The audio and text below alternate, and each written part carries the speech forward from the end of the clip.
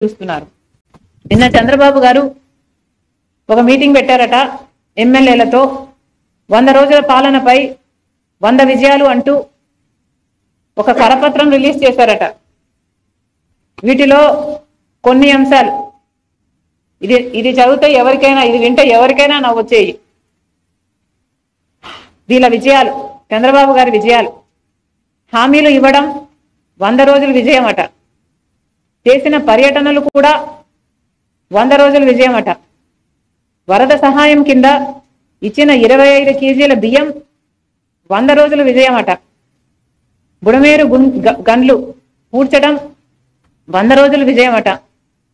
అమరావతికి 15,000 కోట్లు గ్యారంటీ రుణాలలో ₹1 రాకపోయినా ఇది 100 రోజుల విజయమేనట. అవును, ఇచ్చిన బియ్యం కూడా దొడ్డు బియ్యం. అక్కడ కూడా చాలా మంది చెప్పారు మనకి. మీరున్నారు ఆ రోజు నాతో. నారా లోకేష్ గారికి కాలేజీలో సీటు కావాలని మెసేజ్ చేస్తే అది కూడా 100 రోజుల విజయమేనట. ప్రజా దర్బార్లో ప్రజల నుండి అర్జీలు స్వీకరించడం కూడా 100 రోజుల విజయమేనట. చంద్రబాబు గారు 10 రోజులు కలెక్టర్ ఆఫీస్లో నిద్రిస్తే అది 100 రోజుల విజయమేనట. సౌదీ అరేబియా నుంచి ఒక తెలుగు కుటుంబాన్ని తిరిగి స్వస్థలానికి రప్పిస్తే అది 100 రోజుల విజయమేనట. విశాఖ స్టీల్లో కేంద్ర మంత్రి పర్యటిస్తే అది కూడా 100 రోజుల విజయమేనట. గత ప్రభుత్వం అమలు చేసిన పథకాల పేర్లు మార్చడం కూడా 100 రోజుల విజయమేనట. చంద్రబాబు గారికి నేను గుర్తు చేయాల్సిన అవసరం లేదనుకుంటా. ముఖ్యమంత్రిగా చంద్రబాబు గారికి ఎన్నో బాధ్యతలు. ఆ బాధ్యతలన్నీ మీరు విజయాలనుకుంటే మేము చెప్పగలిగింది ఏమీ లేదు. ఇంకా ఈ పక్కన పెడితే ఇంకా చాలా అంశాలు ఉన్నాయి మన రాష్ట్రానికి సంబంధించి.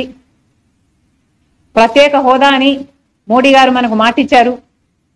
10 సంవత్సరాల ప్రత్యేక హోదా ఇస్తానని 10 సంవత్సరాలు అయింది మనకు మాటిచ్చి. చంద్రబాబు గారు అదే బీజేపీ పార్టీతో కూటమి కట్టారు. 10 సంవత్సరాల నుంచి మనకు మోసం చేస్తున్న అదే బీజేపీ పార్టీతో చంద్రబాబు గారు మళ్ళీ అలయన్స్ పెట్టుకొని అధికారంలోకి వచ్చారు. మరి చంద్రబాబు గారు మన రాష్ట్రం గురించి, మన రాష్ట్రానికి రావాల్సిన హక్కుల గురించి ఏం చేస్తున్నారో 100 రోజుల విజయాలలో అది కూడా ప్రకటించుంటే బాగుండేది. ఇక పోలవరం దాని ప్రాజెక్ట్ కాస్టే 30,000 కోట్లు అయితే కేంద్రం 12,000 కోట్లు ఇస్తుందట. అది ఫేజుల వారీగా ఇస్తుందట. అది ఎప్పుడు పూర్తవుతుందో, పక్క రాష్ట్రంతో ఉన్న గొడవలు, ఒరిస్సా కానీ ఛత్తీస్గఢ్ కానీ, అక్కడ బీజేపీ ప్రభుత్వమే అధికారంలో ఉంది. వాళ్ళతో మాట్లాడుకోవడం అయితేనేమి, పోలవరం ప్రాజెక్ట్ అన్నది కేంద్ర ప్రభుత్వం పూర్తి చేసి మన చేతుల్లో పెట్టాలి అన్నది విభజన హక్కు. కాంగ్రెస్ పార్టీ మళ్ళీ డిమాండ్ చేస్తుంది.